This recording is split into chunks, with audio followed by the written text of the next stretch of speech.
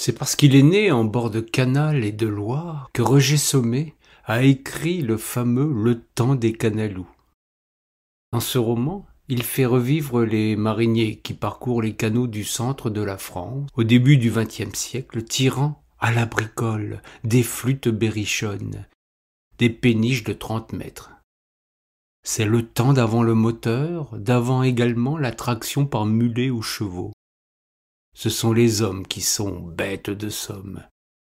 Roger Sommet aime à décrire l'existence insolite que mènent ces marins de terre poussés par l'amour et les beuveries. Il rend parfaitement compte du quotidien des gars qui sont sur l'eau pour des journées interminables d'un dur labeur. Livre étonnant et savoureux, son auteur provoque le rire par les aventures truculentes de ces bateliers français.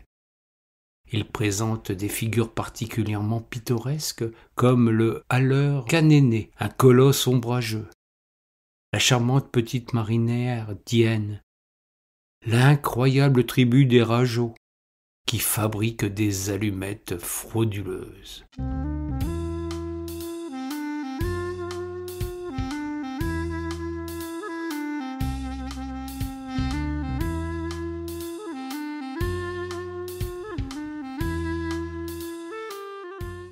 Empruntons à notre tour les berges du canal et mettons nos pas dans ceux des haleurs à la bricole.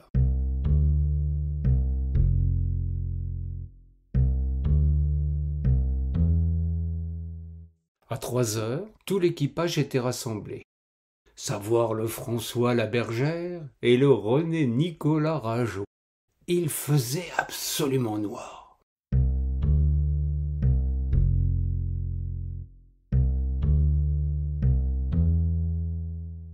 On peut pas tirer à deux pour le moment, Dit le François. à cause de la largeur du petit bassin. Tu vas tirer tout seul jusqu'à l'écluse. Faut bien que tu commences. Attends, bouge pas. Je m'en vais te faire voir à t'arnacher. Passe d'abord le là autour de ton ventre. Serre pas trop. Maintenant tu vas t'empiller dans la bricole. Comme ça. Ben à plat sur ton épaule. Tu sens que ça va? Plus qu'à accrocher la bricole au verdon du bâtio. T'as vu? Oh, je vais te donner un coup de main pour saquer jusqu'à ce qu'on soit sorti de l'écluse.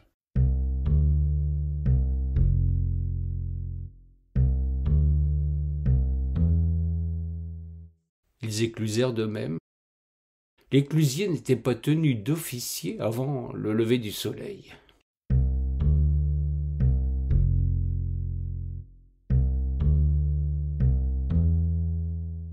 À cette heure, Dit le François.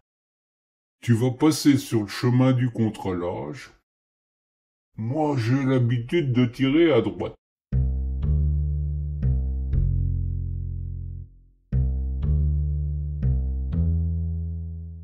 Un toit de chaque côté du plan d'eau, jarret tendu, échine plongée à 45 degrés, main rasant le sol, et 2 verdons de chanvre formant un large V dont la proue du bâtard constituait la pointe, lentement, centimètre par centimètre. L'énorme masse s'arracha à son inertie et commença de charber l'eau inerte du vieux canal.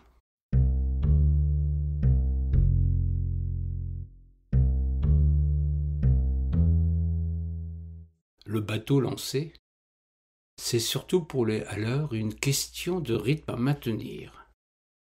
Une pesée de l'épaule, un temps mort. Pesée de l'épaule, temps mort. Pesée, temps mort. Pesée, temps mort. De loin en loin, un petit pas en arrière pour décoincer ses vertèbres et avaler une copieuse goulée d'air.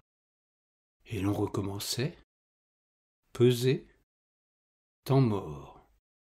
1 j'appuie, 2 je relâche. Ne jamais perdre un iota de la bonne vitesse acquise.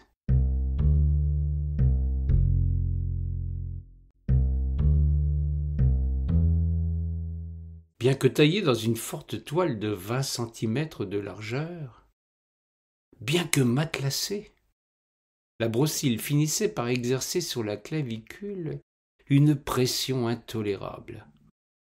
Alors, on la désembouclait, on la laissait tomber autour de la taille et, marchant à reculons, on tirait avec les reins, bras ballants, les talons des sabots s'appliquant à mordre le sable de la berge. L'épaule reposée, on se rempillait dans la sangle et l'on recommençait à touer, le nez dans le prolongement de celui du bateau.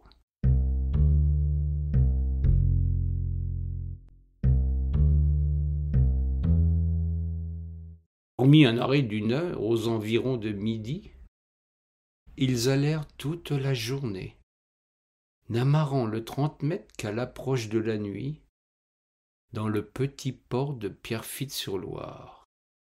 Ils avaient fait une 15aine de kilomètres.